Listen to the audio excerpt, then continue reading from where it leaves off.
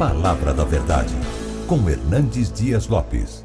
Irmãos queridos, vamos então abrir a Palavra de Deus, hoje no livro de Obadias. Eu sei que o livro de Obadias fica escondido entre os pequenos profetas, mas para facilitar para você, ele fica logo depois do livro de Amós. O pessoal hoje está engraçado, não está? É isso mesmo. Então, vamos lá. Entre Amós e Jonas, para facilitar mais ainda. Profeta Obadias.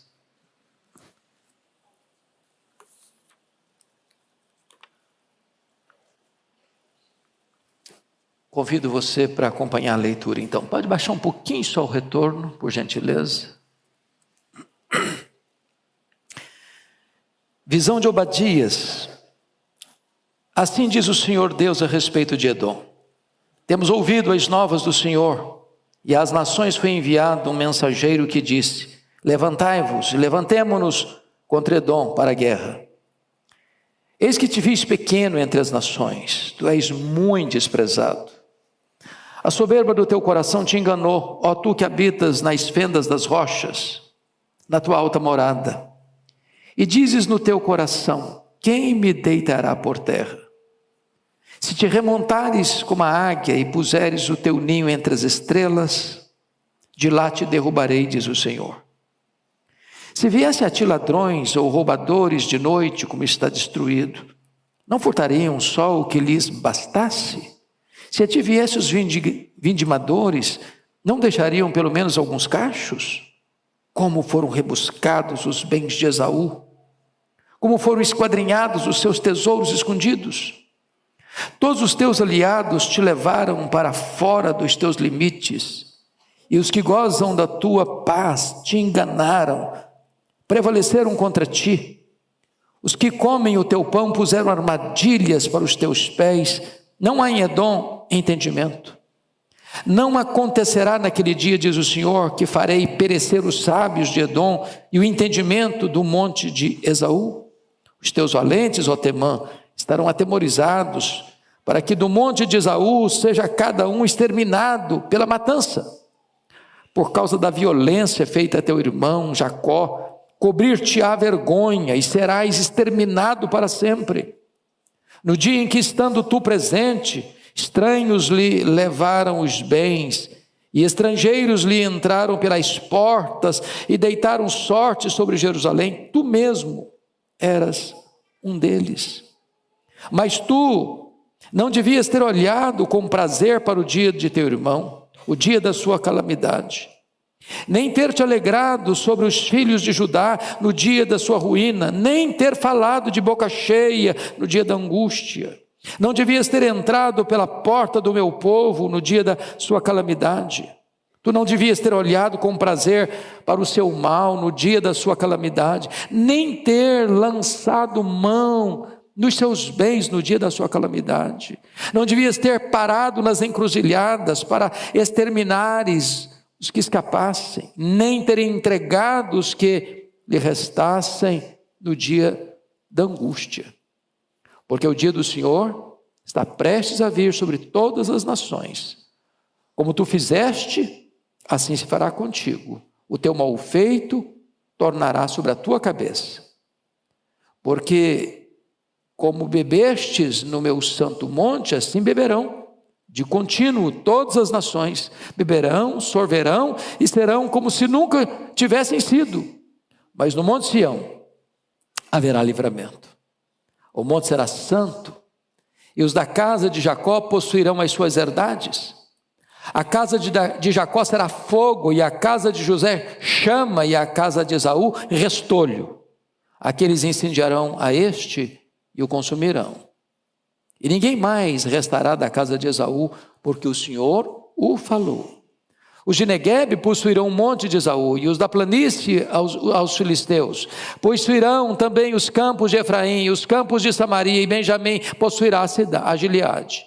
Os cativos do exército dos filhos de Israel possuirão os cananeus até Sarepta, e os cativos de Jerusalém que estão em Sarafade possuirão as cidades do sul. Salvadores hão de subir ao monte Sião para julgarem o monte de Esaú, e o reino será do Senhor. Eu quero tratar com os meus irmãos nesta noite sobre o tema os erros de uma família e a ruína de um povo. Os erros de uma família e a ruína de um povo.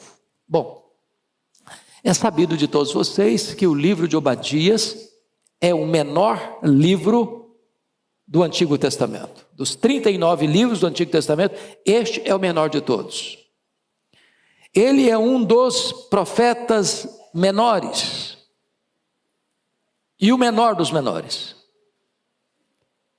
É curioso que Obadias e Naum não são citados nenhuma vez no Novo Testamento. E esses dois livros retratam a derrota definitiva de dois inimigos do povo de Deus, Edom e Nínive, capital da Síria. O livro de Obadias é um alerta soleníssimo para as famílias, para a igreja e para as nações. Mostra para nós que o erro hoje de uma família, se não tratado convenientemente, pode se espalhar, pode reverberar, e isso pode atingir futuras gerações e atingir nações.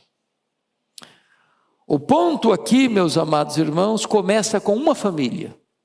Família de Isaac, família de Rebeca. Esse casal, que teve um casamento belíssimo, em amor. Este homem que vem de uma família muito importante na história, ele é filho de Abraão, herdeiro único de uma grande fortuna e de uma grande herança espiritual. Casa-se com Rebeca, ela é estéril. Ele orou 20 anos, para o ventre dela ser curado. Depois de 20 anos de oração, Deus faz um milagre. Nascem Esaú e Jacó. 2 filhos, 2 nações dentro do ventre, irmãos gêmeos, nações que nasceram do mesmo ventre.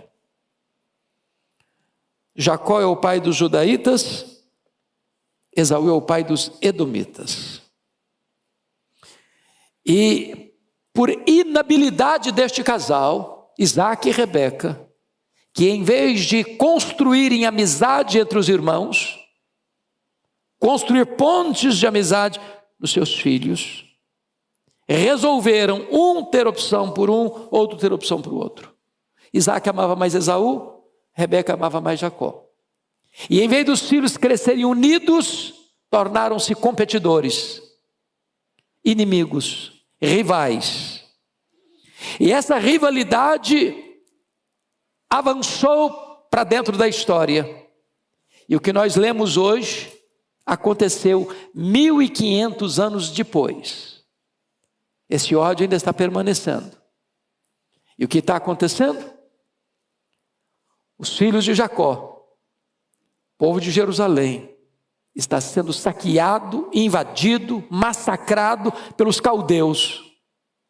E os irmãos de Jacó, os edomitas, estão celebrando, estão batendo palmas, estão junto com os inimigos, estão celebrando no dia da angústia do povo de Jacó. E mais, estão entrando dentro da cidade, saqueando os bens dos seus irmãos. Estão nas encruzilhadas, os que tentavam escapar, eles matavam, os que não conseguiam matar, e entregavam para os caldeus para que eles fossem mortos.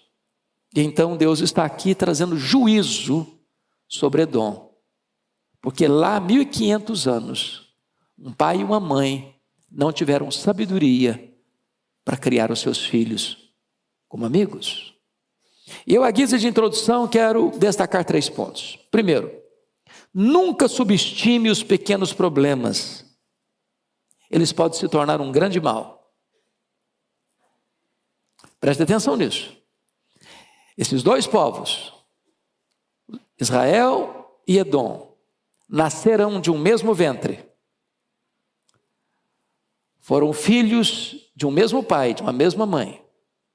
Beberam o mesmo leite materno. Foram criados na mesma casa, sob as mesmas instruções. Mas o ódio de um pelo outro foi tal que ao longo dos anos, esses 2 países viveram inimizados. E agora, um deles, os edomitas, massacram o seu irmão, quando o seu irmão está vivendo o dia mais triste da sua desventura. E o resultado é o juízo peremptório de Deus vindo sobre os edomitas. Olha o verso 10 comigo. Por causa da violência feita a teu irmão Jacó, cobrir-te-á vergonha e serás exterminado para sempre. Primeiro ponto, então, não subestime os pequenos problemas, porque eles podem se tornar um grande mal amanhã. Segundo ponto da introdução é que uma grande bênção pode se transformar numa grande tragédia quando deixamos as nossas vaidades pessoais nos dominarem. A família de Isaac e Rebeca era para ser uma grande bênção. Isaac orou 20 anos para os meninos nascerem, e eles nasceram. Podia ser uma grande bênção para o mundo, mas por uma questão de vaidade, eles não souberam criar os filhos. Isaac gostava mais do Esaú, Rebeca gostava mais do Jacó, por pura vaidade pessoal, sem qualquer orientação divina nessas preferências e predileções. E aquele casamento foi se desgastando, o casal não conversava mais, Rebeca escutava o Isaac atrás da porta, o diálogo acabou naquele lar, a inimizade se espalhou entre os descendentes, e agora nós estamos colhendo esta amarga safra da inimizade que foi plantado dentro da casa de alguém que devia servir a Deus com integridade. Terceiro ponto da minha introdução. Não tente mudar os desígnios de Deus, nem manipular a Deus. Por que aconteceu? O Isaac, sabendo que Deus havia dito que o mais velho serviria o mais moço e que o projeto da redenção passaria por Jacó, ele tentou manipular e mudar isso. Chamando Jacó, Esaú particularmente, vem cá meu filho, faça uma refeição para mim, porque eu vou abençoar você. E ele sabia que abençoar você seria transferir a bênção que Deus disse que era para Jacó, para Esaú. Ele tentou mudar os planos de Deus. Com Deus você não tem quebra de braço e vencer não. Ninguém luta contra Deus e prevalece. Os planos de Deus não podem ser frustrados. Por outro lado, diz a Bíblia que Rebeca tenta manipular a situação, dando uma mãozinha para Deus, como se Deus precisasse de uma mãozinha nossa para cumprir seus planos. Diz, vem cá meu filho, o seu pai vai abençoar o Esaú, então nós vamos fazer o seguinte, eu sei que Deus prometeu, mas eu preciso fazer, eu preciso agir, agora é comigo, agora é do meu jeito, agora é do meu modo, você vai fingir que você é Esaú, e você vai lá e roubar astuciosamente a bênção que o seu pai vai dar para o seu irmão. Deixa eu lhe dizer uma coisa, Deus não precisa da nossa ajuda para cumprir os seus planos não, Ele é soberano. Não queremos e não podemos manipular os planos de Deus do nosso jeito, do nosso modo. Pois bem, dito isso, é preciso então dizer que nós não podemos interpretar o livro de Obadias sem entender o que de fato aconteceu na casa de Isaac e de Rebeca. Eu queria brevemente recordar a vocês. Primeiramente, diz Gênesis 25, 22, que há uma luta na barriga da Rebeca, no ventre da Rebeca.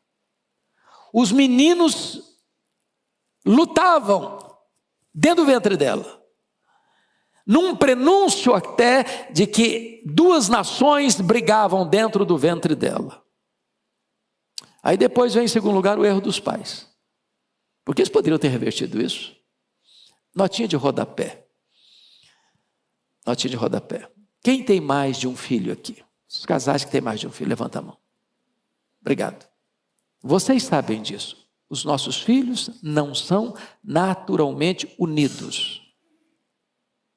Não são. Sobretudo quando tem dinheiro envolvido. Dinheiro não tem liga.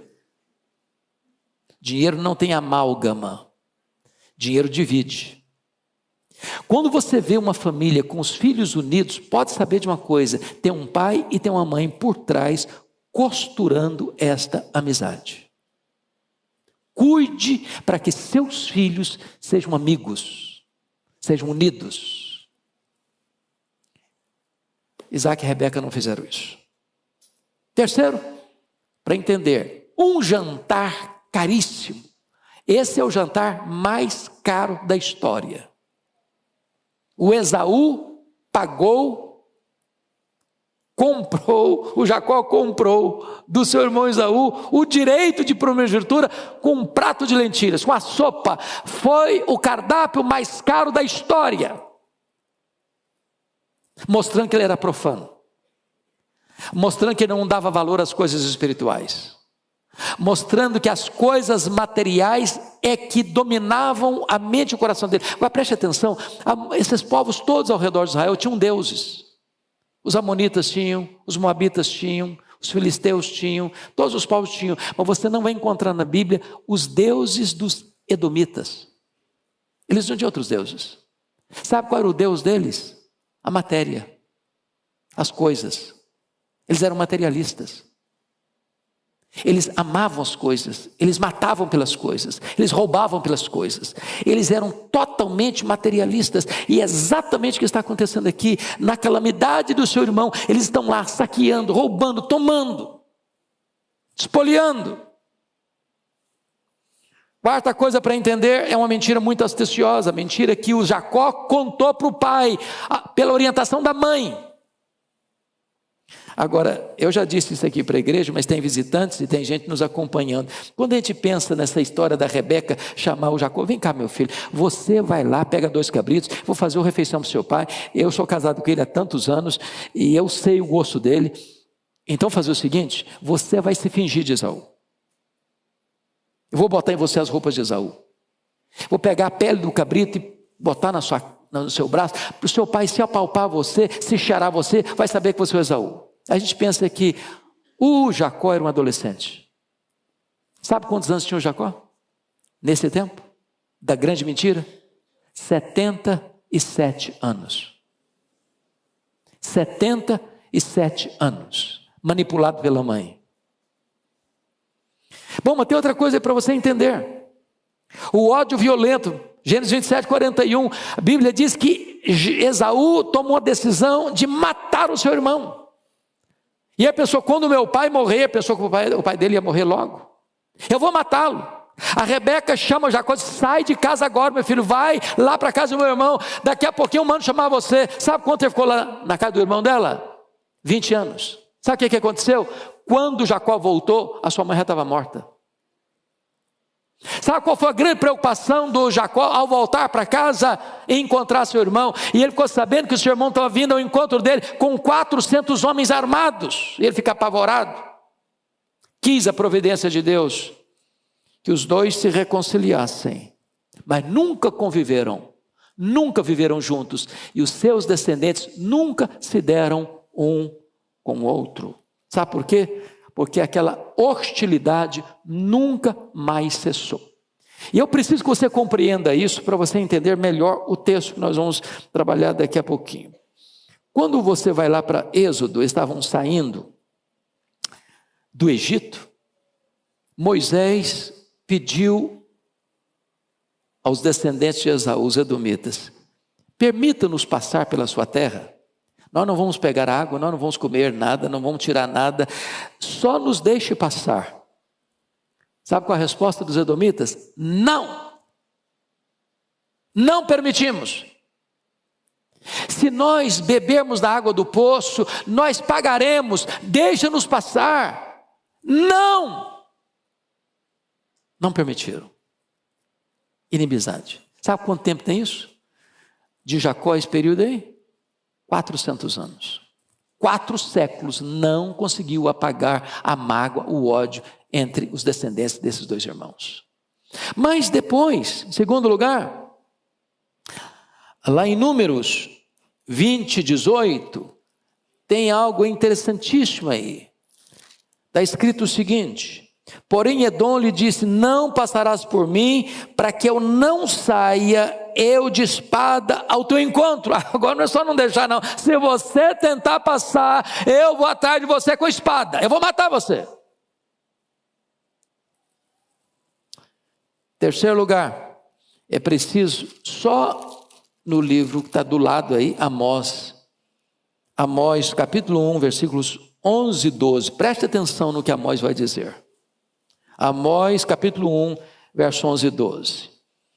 Assim diz o Senhor, por 3 transgressões de Edom, e por 4 não sustarei o castigo, porque perseguiu a seu irmão a espada, e baniu toda a misericórdia, e a sua ira não cessou de despedaçar, e reteve a sua indignação para sempre. Sabe aquele camarada que tem ódio, e a ira não passa, ele está odiado hoje, está odiado amanhã, está odiado mês que vem, está odiado na próxima vida, está odiado na próxima geração, nunca cessou de odiar.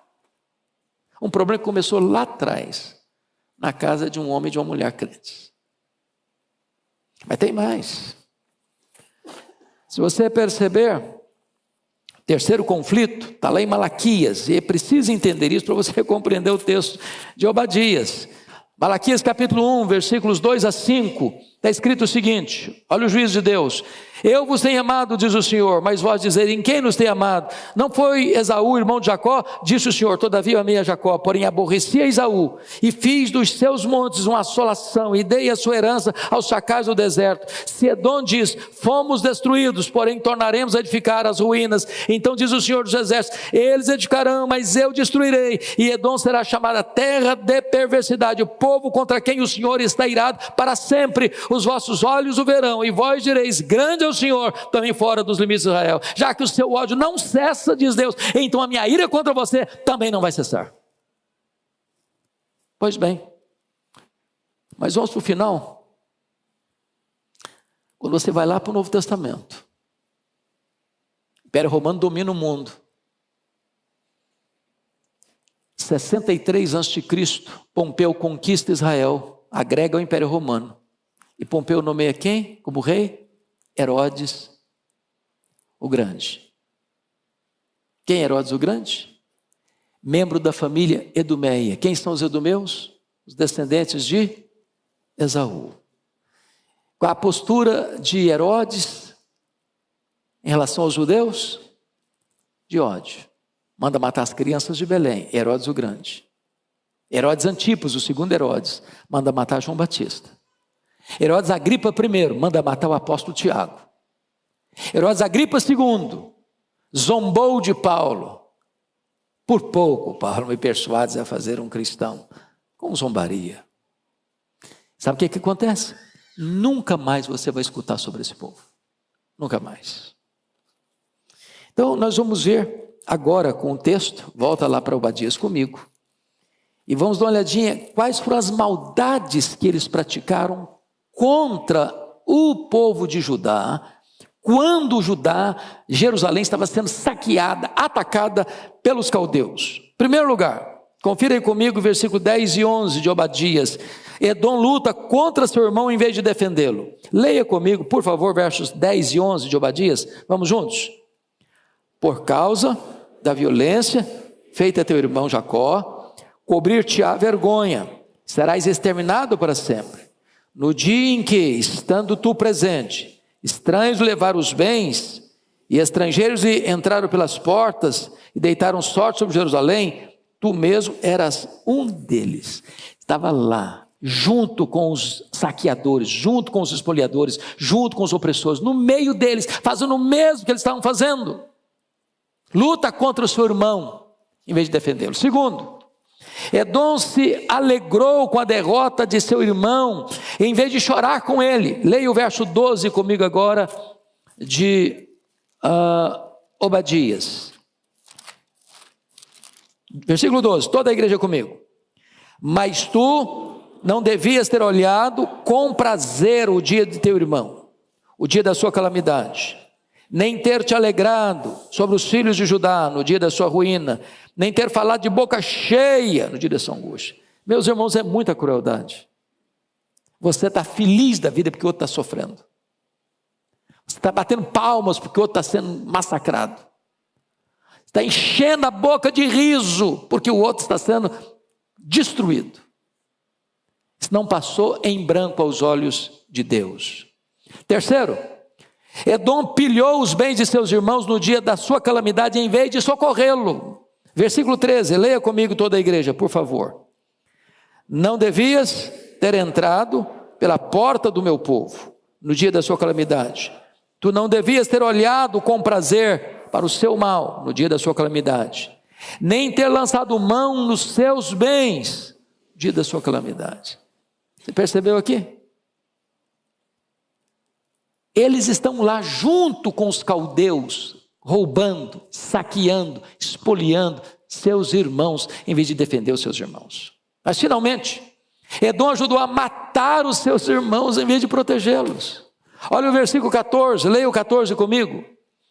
Não devias ter parado nas encruzilhadas, para exterminar os que escapassem, nem ter entregado aos que lhe restassem dia da sua angústia. Duas coisas. Pararam na encruzilhada primeiro para quê?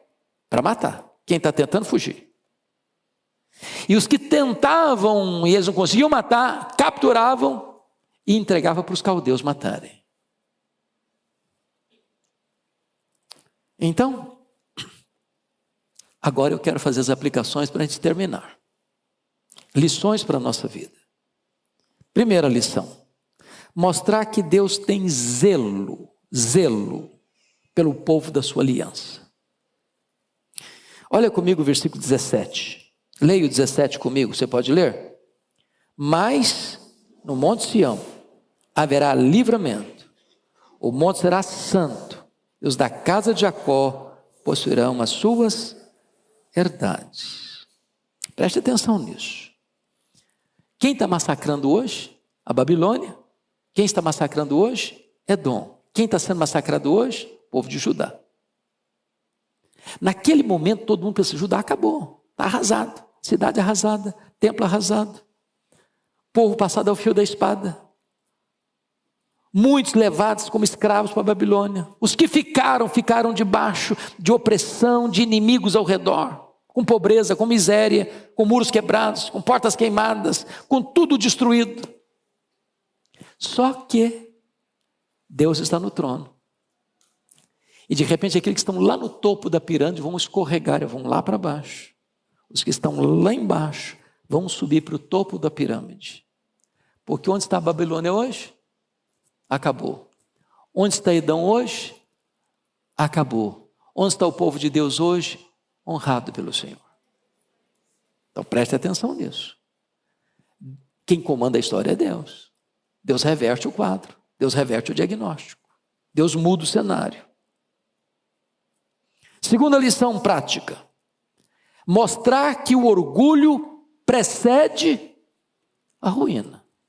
Olha comigo os versos 2 a 5. Vamos ler de novo, 2 a 5, todos juntos.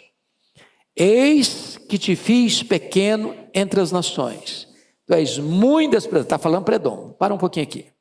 Não é que Edom é pequeno, não. O que está escrito aí? Eu te fiz pequeno. Eu te fiz desprezível. De Deus não se zomba. Não se brinca com Deus. Não se ataca o povo de Deus e fica por isso mesmo. Versículo 3, comigo. A soberba do teu coração te enganou. Ó tu que habitas nas fendas das rochas, na alta morada, e diz o teu coração, quem me deitará por terra? Versículo 4. Se remontares como águias e puseres o teu ninho entre as estrelas, de lá te derrubarei, diz o Senhor. Então vamos entender isso aqui.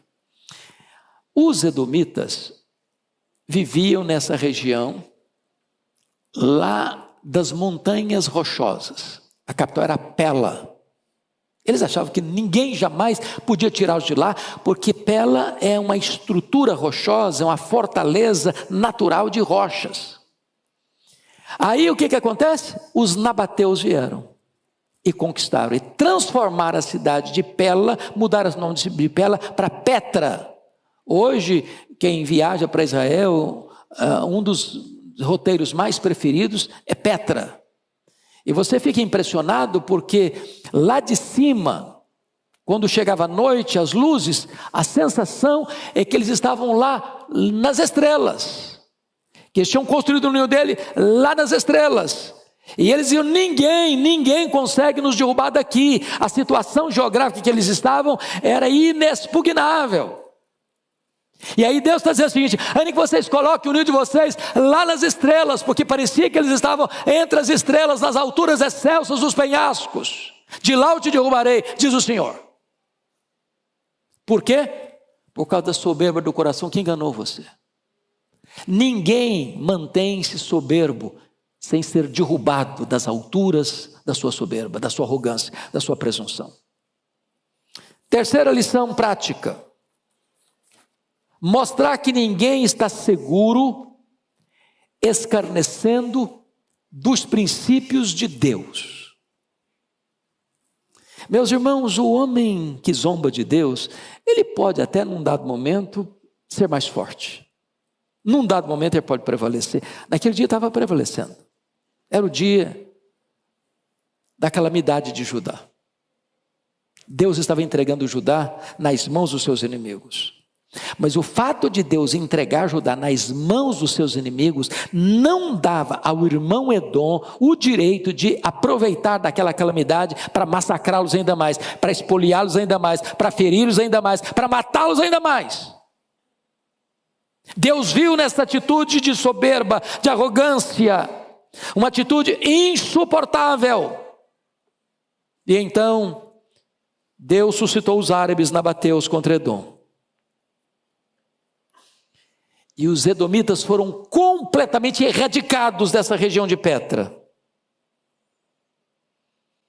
E eles foram completamente destruídos no ano 70, quando Tito Flávio destrói Jerusalém. Os descendentes de Esaú estão nessa região também e são completamente destruídos, e não tem mais no mapa este povo na história. Deus está exercendo o seu juízo, e o juízo final e completo sobre eles. Quarta lição prática: mostrar que aqueles que semeiam o mal colherão o próprio mal que semearam. Olha o verso 15 comigo. Leia o 15 comigo, por favor, todos juntos. Porque o dia do Senhor está prestes a vir sobre todas as nações. Como tu fizeste, assim te fará contigo. O teu mal feito tornará sobre a tua cabeça. Preste atenção aqui. O dia do Senhor está prestes a vir sobre quantas nações? Sobre todas as nações. As nações cristãs, as nações pagãs, as nações ateias, as nações que oprimem o povo de Deus, as nações que favorecem o povo de Deus. Todas terão que passar pelo julgamento de Deus.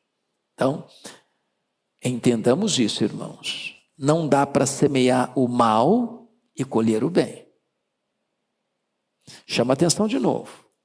Essa tragédia histórica, que tem 2000 anos de história, nasceu como uma semente lá na casa de Isaac e de Rebeca. Cuidado para que os pequenos problemas hoje não se tornem tempestades convulsivas amanhã. Quinta lição prática: mostrar que o povo de Deus, mesmo sendo humilhado hoje, triunfará amanhã. Olha comigo, por gentileza, o versículo 17. Você pode ler o 17 comigo? Vamos juntos? Mas no Monte Sião haverá livramento, o monte será santo, e os da casa de Jacó possuirão as suas herdades. Hoje Jacó está sendo massacrado, mas amanhã o quadro vai mudar.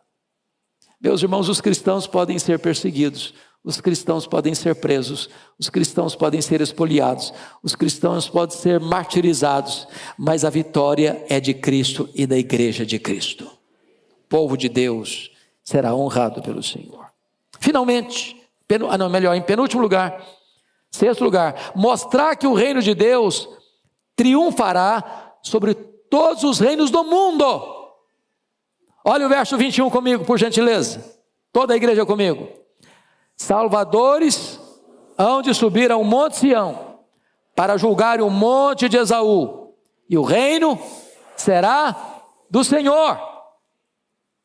Isso aí me leva a Apocalipse 11:15. O reino do mundo se tornou de nosso Senhor e do seu Cristo, e ele reinará pelos séculos dos séculos. Louvado seja o Senhor. Edom caiu, mas o reino de Deus está de pé. A palavra de Deus está de pé. O povo de Deus está de pé, porque ninguém pode prevalecer contra o Deus Todo-Poderoso. Mas finalmente, fechando, último lugar, mostrar que a história está rigorosamente nas mãos de Deus. Deus está no trono, o Cordeiro venceu para abrir o livro e desatar os seus 7 selos. E o versículo 17, bem como o versículo 21, nos mostra isso, que Deus está conduzindo a história. A história não é cíclica, a história não é um caminhão sem freio ladeira abaixo, a história caminha para um telos, para uma consumação. E o reino e os reinos do mundo serão do Senhor e do seu Cristo.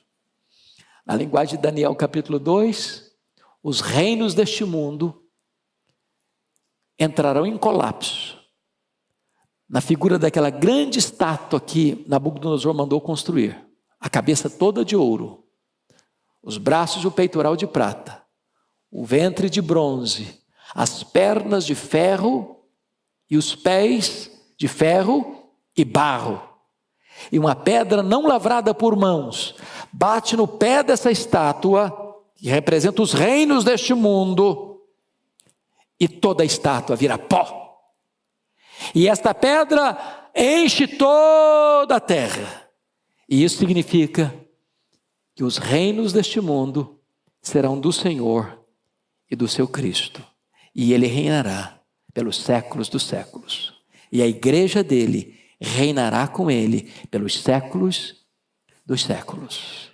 Seguimos ao Deus Todo-Poderoso, ao Rei vencedor e vitorioso. A história está nas mãos do nosso Deus. Vamos orar, queridos?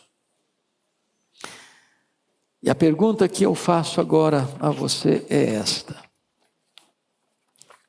você tem permitido conflitos dentro da sua casa?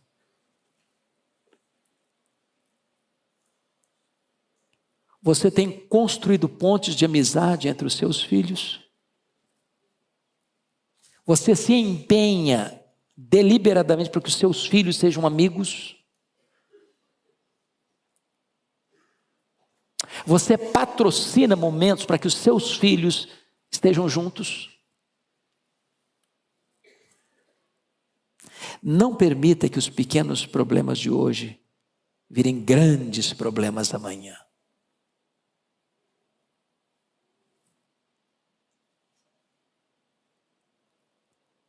Talvez você veja aqui hoje, você tenha alguma ponta de mágoa de alguém da sua casa, porque as piores brigas e as piores guerras são entre família. Está na hora de você ser um pacificador. Está na hora de você aplacar a fúria, construir pontes. Está na hora de você perdoar, para que esta ira não despedace para sempre. Para que você hoje estanque uma barragem que, se romper, pode trazer uma grande inundação. Senhor Deus, nós todos que estamos aqui precisamos de misericórdia, de discernimento, de prudência, a fim de que as pequenas coisas, aparentemente pequenas, sejam tratadas, resolvidas, a fim de que os pequenos problemas não se tornem problemas gigantes, incontornáveis, incontroláveis lá na frente. Abençoa a nossa casa, Senhor. Abençoa o nosso lar. E não permita jamais que tentemos mudar os teus planos ou manipular-te com as nossas estratégias fracassadas, tolas. Por amor do teu nome, Senhor, ajuda-nos a compreender que és soberano, tu estás no trono, que tu estás dirigindo a história, e que ninguém pode insurgir-se contra ti, contra o teu povo, sem sofrer severas sanções dessa loucura. Que ao mesmo tempo nós nos aquietemos nos teus braços, mesmo sabendo que tantas vezes podemos ser injustiçados, perseguidos, maltratados, acuados, acusados, perseguidos, martirizados, mas certamente a vitória é de Cristo e do teu povo, ó Deus. E nós nos alegramos em ti nesta noite, porque numa noite missionária, onde o teu povo compreende que o campo é o mundo, nós queremos ser, Deus, esse luzeiro a brilhar. Nós queremos ser a esperança, levando a esperança do Evangelho e anunciando Cristo, que é a esperança verdadeira, a fim de que os povos se rendam a Jesus, a fim de que os povos se submetam à tua soberania, em vez de se insurgirem contra ti. Que os povos te conheçam e te adorem, Senhor, para que cumpramos assim a nossa missão de testemunhas de Cristo. Bendito é o teu nome, em nome de Jesus. Amém.